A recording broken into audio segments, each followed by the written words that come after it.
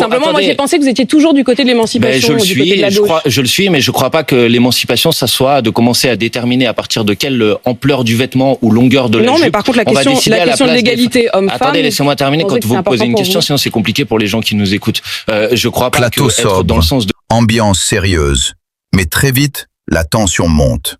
Sur le plateau de Face à Face, Apolline de Malherbe reçoit Manuel Bompard pour un échange musclé autour d'un sujet brûlant. L'interdiction de l'abaya à l'école. Apolline de Malherbe entre directement dans le vif du sujet.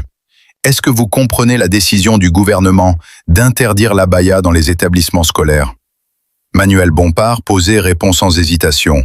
Non, je ne la comprends pas. Et je pense même que cette décision est une erreur. Elle ne repose pas sur une définition claire de ce qu'est un signe religieux. La journaliste rebondit immédiatement.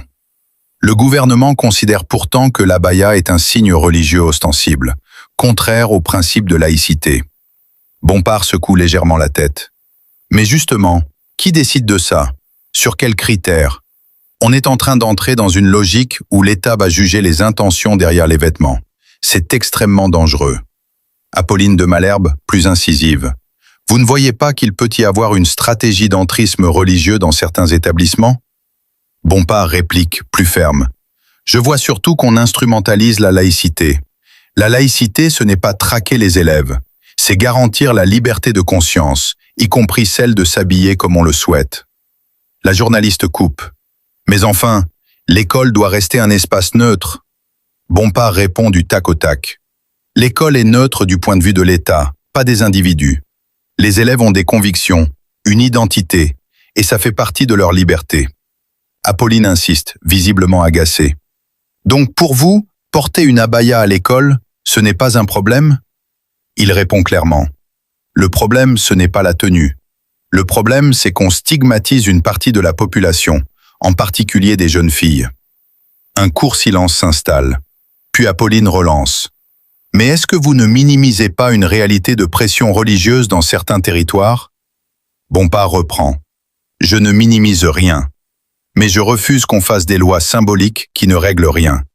Les vrais problèmes de l'école, ce sont le manque de moyens, les classes surchargées, la pénurie d'enseignants. La journaliste plus tranchante. Donc le gouvernement se trompe totalement? Oui, et je pense qu'il détourne le débat. On parle de vêtements pour éviter de parler du reste. Mais c'est les ministres de ce gouvernement, c'est monsieur et madame je demande. Alors monsieur le maire, c'est je demande s'il vous plaît aux entreprises qui font des profits extraordinaires d'en faire un petit peu moins. Je demande s'il vous plaît peut-être d'augmenter un peu les salaires. Il se passe jamais rien. Donc ils vont demander, encore une fois, comme d'habitude, aux grandes concessions autoroutières, s'il vous plaît faites un effort, elles le feront pas. D'ailleurs... Elles vont faire un petit effort, hein, mais c'est vrai que c'est assez contraignant, il faut avoir le journal l'hebdomadaire, le pass, il faut payer en chèque vacances, enfin on s'est rendu compte qu'il y avait beaucoup d'alinéas. Le journal Marianne a publié au mois de mars. Apolline de Malherbe, le journal Marianne a publié au mois de mars un rapport qui démontre que monsieur Macron, quand il était ministre de l'économie, madame Borne, quand elle était directrice de cabinet au ministère de l'écologie, avait organisé le fait que les concessions, les sociétés autoroutières puissent faire des profits gigantesques et extraordinaires, que leur rentabilité a été de 12%, je crois, alors qu'elle était prévue de 8%. Ça, c'est la réalité de la politique qui est mise en place. Donc maintenant, faudrait les renationaliser tout de suite. Mais bien sûr, mais pour vous, il faut nationaliser. Écoutez, les autoroutes, elles ont été privatisées dans des conditions désastreuses. Et vous avez aujourd'hui des gens à qui on dit faites des efforts, mais ils sont en train d'augmenter le prix des péages. Et dans le même temps, ils s'en mettent plein les poches. Ils se font des profits qui sont des profits gigantesques. Les concessions d'autoroute, je le rappelle, ça a été voté à l'Assemblée nationale. Oui, mais pas par nous, j'imagine que vous n'y étiez pas. En l'occurrence. Et je pense que ceux qui l'ont voté doivent avoir du mal à se regarder dans la glace aujourd'hui.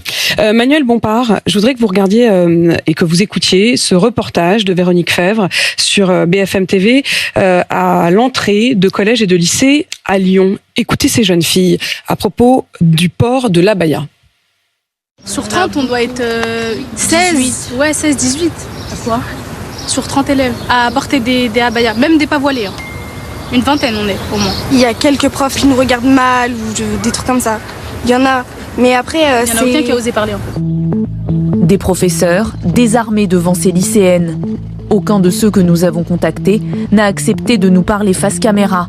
Mais sous couvert d'anonymat, ils nous affirment que volontairement ou non, les élèves qui portent l'abaya font peser une pression sur l'ensemble de l'établissement.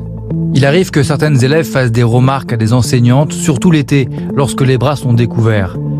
la mixité au sein du lycée est de plus en plus compliquée. Qu'est-ce que vous en pensez ?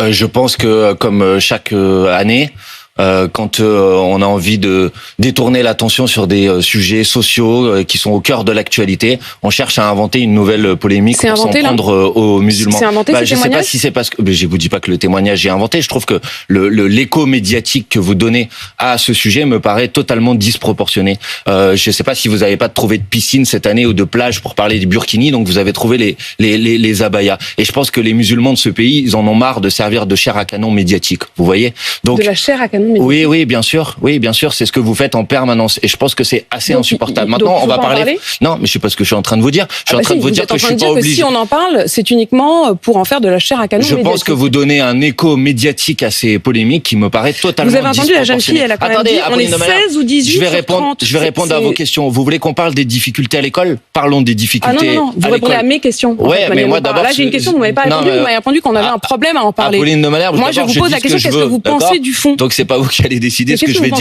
je vais dire à ma place. Ce que je pense du fond, il y a une loi, elle a été votée en 2004. Une loi qui interdit les signes religieux ostentatoires à l'école. Il faut que cette loi soit appliquée, tout simplement. Donc, cette loi, elle s'applique, elle est appliquée aujourd'hui. Sur la situation des abayas, si j'ai bien compris l'application de la loi, lorsqu'une jeune fille arrive avec une tenue de cette nature, il y a une discussion entre elle et les directeurs d'établissement pour discuter avec elle de savoir si le port de ce vêtement correspond à une motivation religieuse ou pas. Et ensuite, les directeurs d'établissement considèrent si c'est le cas ou pas. Si c'est le cas, ils lui disent que ce n'est pas possible parce que ça ne respecte pas la loi. Et si ce n'est pas le cas, ils en restent là. Voilà. Et donc, je pense que cette loi doit être appliquée. Maintenant, puisque j'étais en train de vous dire ça et que je peux dire ce que je veux aussi sur ce plateau de télévision. Quand vous dites que la loi doit être appliquée, comme vous le savez, il y a évidemment une question qui est sur l'interprétation de la loi.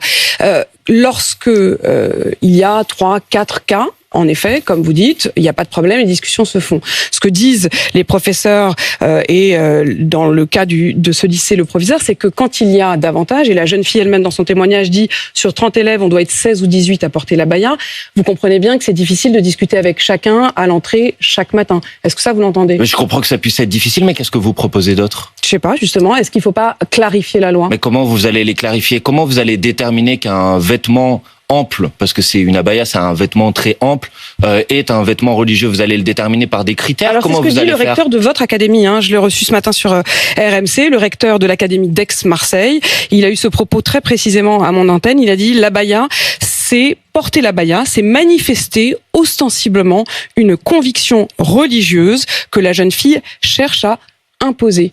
Est-ce que ça, pour vous, ça doit être purement et simplement interdit, du coup, à partir du moment où on porte... Non, ça c'est son point de vue. Et... Non, c'est pas un point de vue, il est recteur d'Aix-Marseille, il a dit ça, c'est les faits. C'est pas parce qu'il est recteur d'Aix-Marseille, Apolline de Malherbe, qu'il exprime pas des points de vue. Donc pour vous, c'est pas une tenue religieuse? Non, mais attendez, c'est un point de vue, vous êtes d'accord, c'est son avis, il a le droit de le donner. Non, c'est la règle.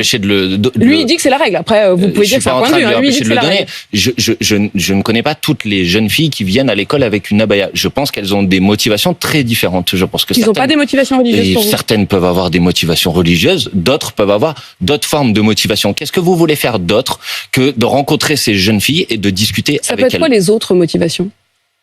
Je sais pas, faut en discuter avec elles. Non, mais puisque vous dites qu'il y a d'autres motivations, c'est quoi les autres motivations? Je crois que toutes les personnes qui s'intéressent à ce sujet, j'ai vu des syndicalistes de l'enseignement, par exemple, hier dans la presse, qui se sont exprimés sur ce sujet et qui disent, par exemple, je sais pas si c'est vrai ou pas, c'est leur propos, que par exemple, il peut y avoir des jeunes filles qui veulent venir avec un vêtement ample parce qu'elles ont pas forcément envie qu'on voit les formes de leur corps, etc. Ça peut exister aussi. Il y a aussi une autre question qui est la question de l'égalité homme-femme, et il y a des professeurs qui ont précisé que ces mêmes jeunes filles, c'est-à-dire celles qui portent l'abaya, sont aussi des jeunes filles qui refusent parfois la mixité, qui refusent y compris d'assister à des cours sur la condition de la femme, qui préfèrent avoir une sanction que de devoir dire que de devoir écrire sans doute dans leur copie que les femmes sont l'égale des hommes, qu'il y a une question sur ça, c'est pas possible. Ça vous intéresse pas, qu'il y ait peut-être un lien entre le port de ce vêtement et la question du positionnement de la femme par rapport à l'homme, de l'égalité homme-femme, de l'avenir de ces jeunes filles, malheureusement, l'égalité avec les hommes. Les gens qui ont des problèmes avec l'égalité femmes-hommes dans ce pays, un échange tendu,